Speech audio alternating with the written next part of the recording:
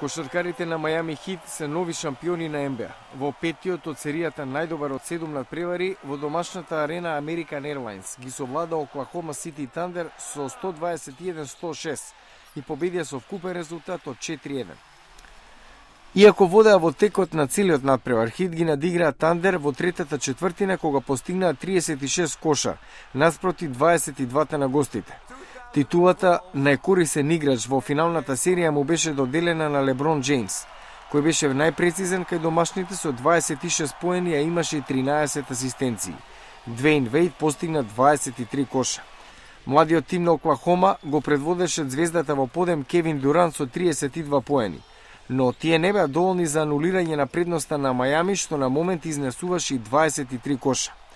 Годинешниот шампионски прстен е втор за Мајами, а прв за Леброн Джеймс, кој пред 2 сезони премина од Кливленд Кавалирс, а тоа го соопшти на јавен контроверзен настап на спортскиот канал ESPN, при што разлути и разгневи многу верни навивачи.